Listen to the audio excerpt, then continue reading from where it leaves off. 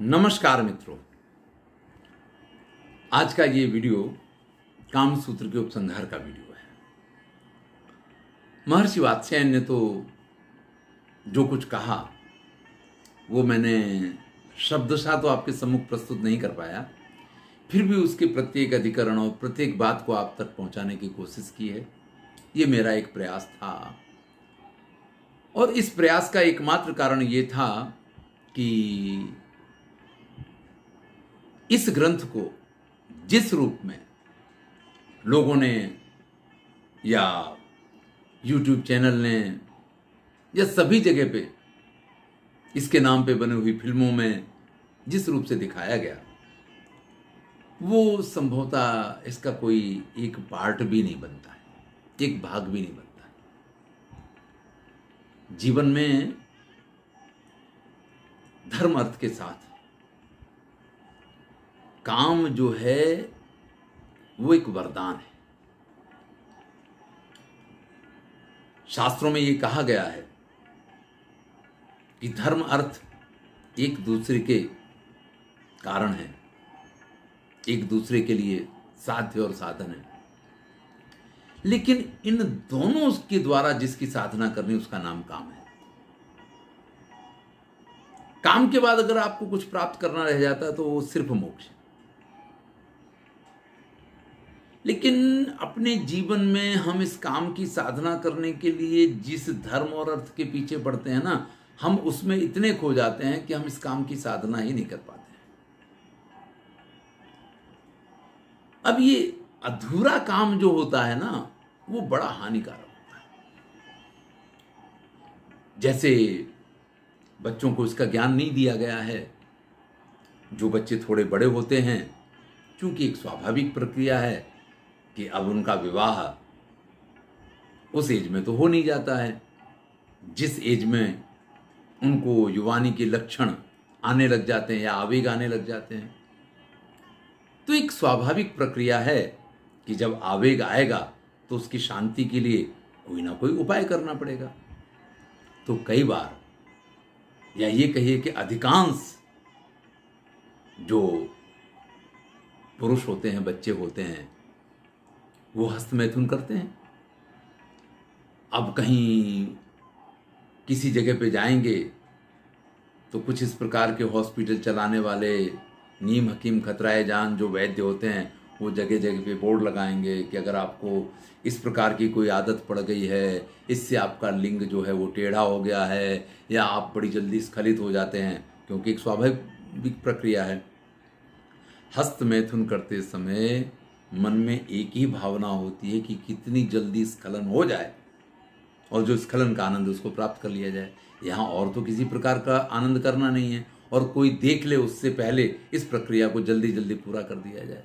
तो एक स्वाभाविक मानसिकता बन जाती है उस पुरुष की जो हस्तमैथुन करता है कि वो ये चाहता है कि शीघ्र से शीघ्र उसका स्खलन हो। लेकिन यही संभोग जब वो स्त्री के साथ प्रारंभ करता है तो ये आदत उसके लिए हानिकारक हो जाया करती है। तो अब आप ये समझिए कि हस्तमैथुन को रोका तो नहीं जा सकता है, लेकिन अगर उसके पास ये ज्ञान हो कि हस्तमैथुन करते समय मुझे अपनी मानसिकता को ऐसा नहीं बनाना है कि जल्दी से जल्दी स्खलन हो, तो उसके लिए हानिकारक नहीं होगा। यानी कितना अधिक समय वो हस्तमैथुन करके और स्खलन तक पहुंचता है, अगर वो लंबे से लंबी आदत इस मामले में डालता है तो ये उसके लिए हानिकारक नहीं होगा। लेकिन अगर उसने इस प्रकार की मानसिकता बना ली कि कितनी जल्दी मैं इसको खत्म करूं, तो वो उसके वैवाहिक जीवन के बाद वो आदत कुछ समय तक उसको परेशान करती है। बाकी हमारे यहां कोई भी आदत परमानेंट नहीं होती है, हर चीजें बदलती रहती हैं। फिर जब वो इस प्रकार के प्रयत्न करने लग जाता है कि मुझे रुकना है, तो धीरे धीरे वो इसमें रुकने भी लग जाता है। लेकिन प्रारंभिक कुछ समय जो है ना, और वो भी अगर समझदार है, कामसूत्र वगैरह पढ़ा है, तो उस चीज पे आएगा। नहीं, अगर उसको इसका पता ही नहीं, वो खाली अपने सुख के बारे में जानता है कि मेरा काम हो जाना चाहिए, जैसे हस्तमैथुन के द्वारा हो जाया करता था, तो फिर वो इसी प्रक्रिया में रहेगा। वो सामने वाली व्यक्ति का ध्यान नहीं देगा, परिणामतः सब चीजें बिगड़ेंगी। तो हस्त मैथुन हानिकारक नहीं है। हस्त मैथुन के साथ जुड़ी हुई मानसिकता हानिकारक है। अब चूंकि इस चीज का ज्ञान ही नहीं होता है, कभी इस प्रकार से किसी ने समझाया नहीं है, कभी इस प्रकार से ध्यान नहीं दिया है, एक ही बात पता है कि मुझे आनंद चाहिए और आनंद कब कहाँ कैसे मिल जाए, जब जैसा मौका मिल जाए उसका लाभ ले लेना चाहिए। इसी प्रकार से स्त्रियों के संदर्भ में भी होता है। स्वाभाविक रूप से मासिक वगैरह जब आना शुरू होता है तो उसकी साफ सफाई के समय कभी इस प्रकार से अगर हाथ से 2-3 बार भी उस अंग को साफ करने की कोशिश की जाए तो वो स्पर्श का सुख जो है ना, वो स्वाभाविक रूप से मिला करता है। तो वहां पे भी इस प्रकार की संभावना बनती है। तो वहां एक ही बात सिखाई जाती है जिसको हम कहते हैं वर्जेनिटी या सील भंग होना, कि अगर ऐसा कुछ हो जाएगा तो बड़ा गजब हो जाएगा, ये हो जाएगा, वो हो जाएगा।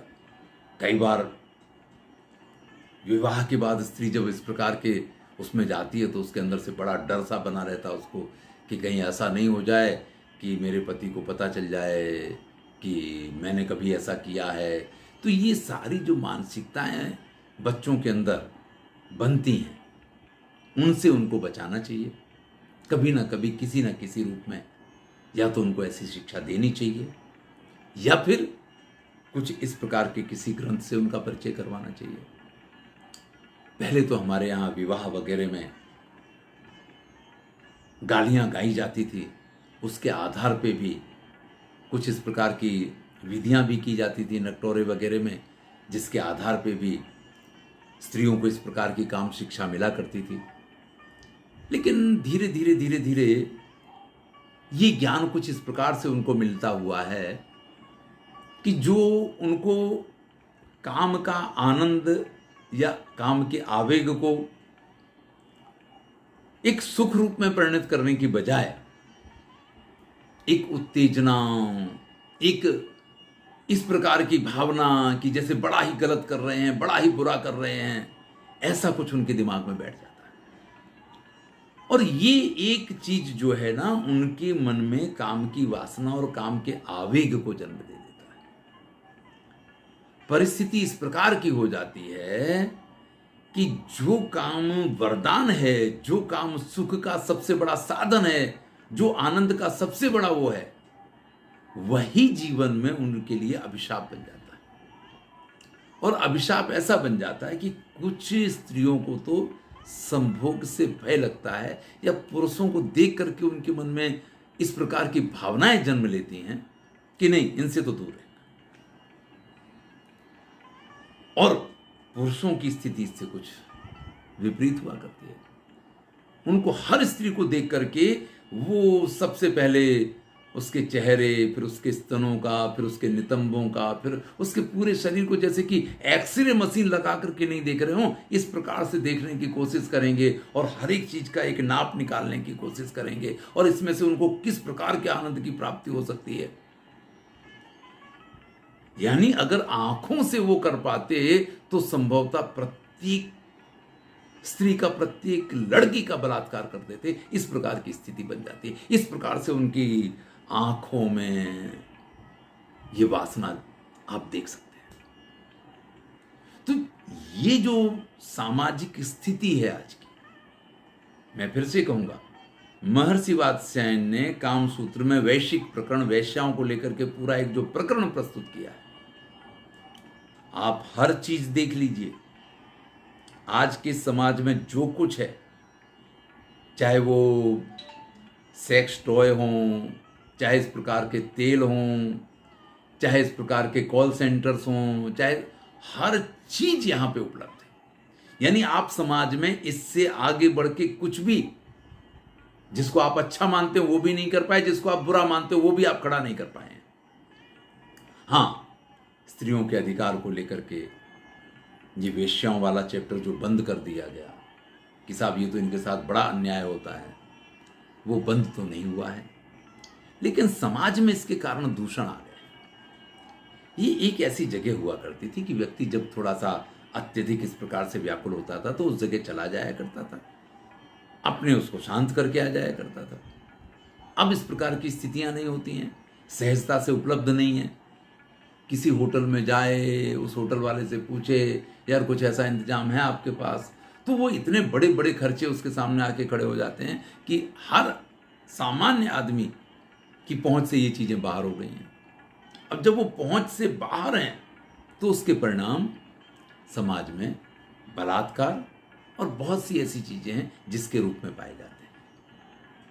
तो मैं तो यही कहूँगा कि अगर कामसूत्र का अध्ययन किया जाता है तो उसके आधार पे जो जो निष्कर्ष इसमें से निकलते हैं, अगर उन निष्कर्ष के ऊपर विचार किया जाए तो ये शिक्षा हर युवान के लिए जरूरी है।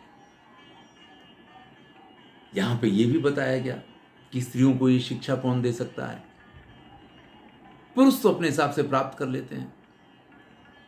तो कुछ बातों का विचार करना चाहिए, हस्तमैथुन वगैरह के संदर्भ में भी बताना चाहिए कि ये कोई ऐसी प्रक्रिया नहीं है कि जिसकी वजह से आपको किसी डॉक्टर के पास जाने की ज़रूरत पड़ेगी, आपको किसी की दवा लेने की ज़रूरत पड़ेगी। खाली अपनी मानसिकता को योग्य रूप से आपको तैयार करना है।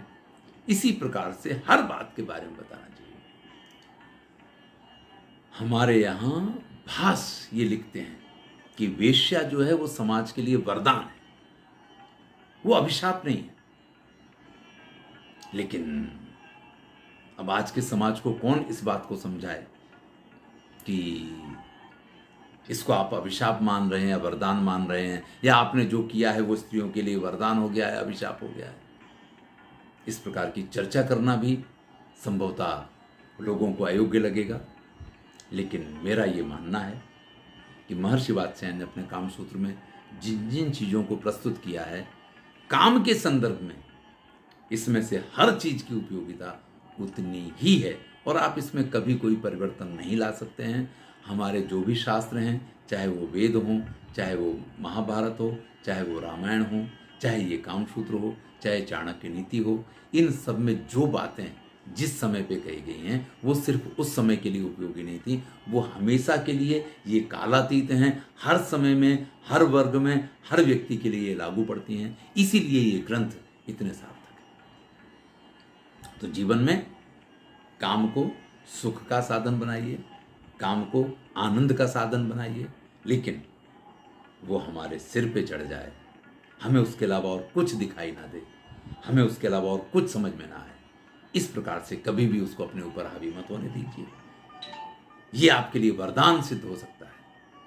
और अगर आप कहीं इसके चंगुल में फंस गए तो इससे बड़ा और कोई अभिशाप नहीं रहेगा, ये भी याद रखिए। धन्यवाद। अब कल से एक नए विषय के साथ हम मिलेंगे। मैं हूं डॉक्टर हरिनिवास।